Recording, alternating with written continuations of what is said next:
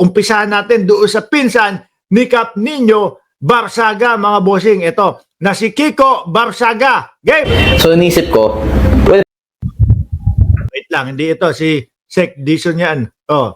sa kampanyahan, mga puso Yan na! Si Meow Meow Meow Meow! Meow Meow Meow Meow Meow! Oh, pakinggan nyo mga kababayan! Meow, meow, meow, meow. Meow Meow Meow Meow nga! Meow Meow Meow Meow! Oh, banat, boss! Meow, meow, meow. Meow, meow, meow, meow, meow.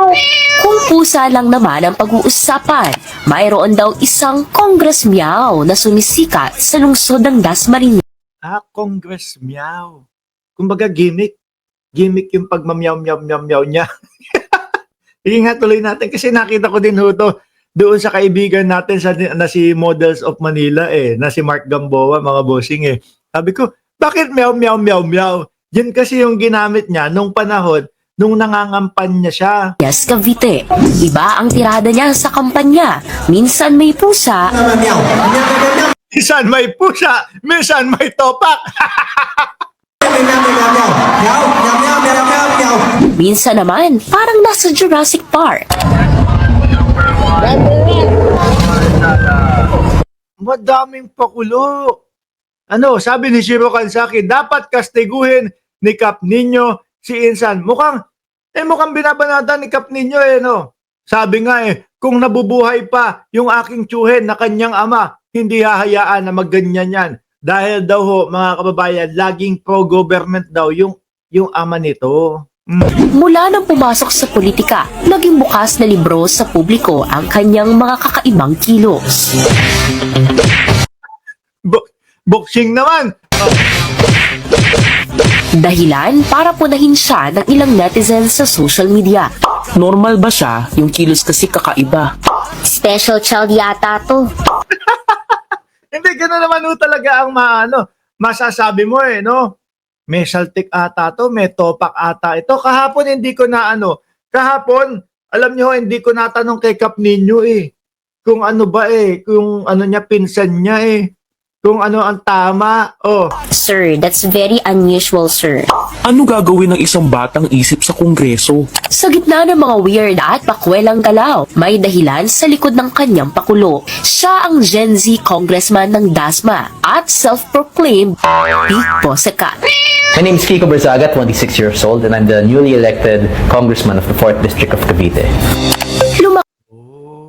sabi ni Sambong, di lang pera ng flood control ninanakaw ni Jinggoy. Uy, pati pala lakas ninanakaw. Uy, grabe kayo.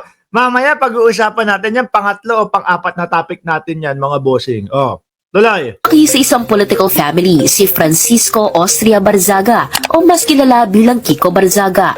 Ang kanyang ama at ina ay kapwa naging mayor ng Dasmariñas City.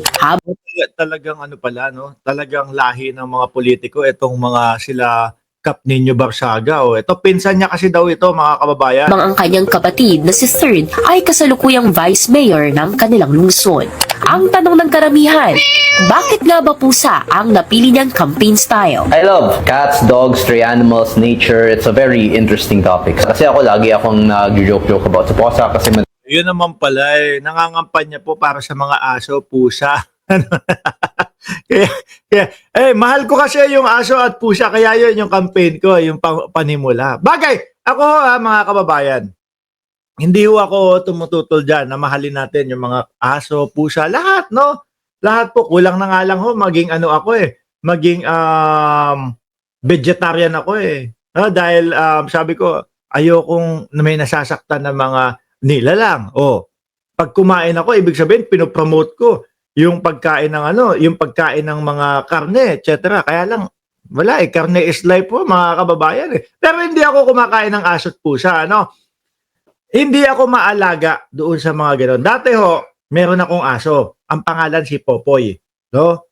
Ang pangalan si Popoy. Kaya lang namatay. Sabi ko, pagkatapos nun, hindi na ako nag-alaga muli. Hindi na ako nag-alaga muli dahil natatakot ako. Dumating yung punto, yung time na kapag dating ng 8 hanggang 9 na taon o 10 taon o kung hanggang ilan man yung buhay ng aso, malungkot ulit ako. Pero ang ginagawa ko, mga bossing, dahil kulang nga yung nakikita kong mga nag-aalaga doon sa mga pusa, bumibili ako lagi ng mga cat food kapag ka nag-grocery kami. At yung mga pusa doon sa labas namin, ayun, pupunta lang sa pinto namin tapos kakain yun. Nandoon, laging merong cat food po doon sa labas ng pinto namin, ganun. Kasi nakikita ko pinaka-less na nag-aalaga po sa mga pusa. Dami akong mga pusa sa bahay. So inisip ko, well, ganun na lang din yung gawin ko sa kampanyahan. Mga pusa. Para mas enjoyable Eh sir, para wala ka pa naman nagagawa, no? Para sa pusa. Ba't hindi ka na lang para sa pusa talaga? siya. Meow, meow, meow, meow. Bukod sa pagiging cat lover, gusto rin daw ipakita ni Kiko na kung ano siya sa harap ng camera ay ganun rin siya sa tunay na buhay. Hindi may topak. Parang may topak ko sa harap ng camera, mga boss eh. Oh. Tapos kung ganun siya sa tunay na buhay, mukhang may topak ko, mga kababayan.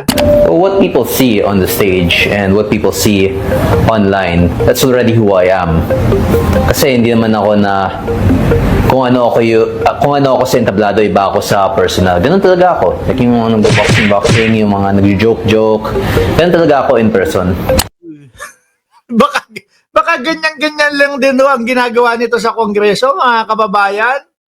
Kaya kung ano yung magiging natural na assumptions nila based on Ano kaya, naggagaganyan-ganyan din siya doon sa loob ng Kongreso? Kasi sabi niya, natural niya yan.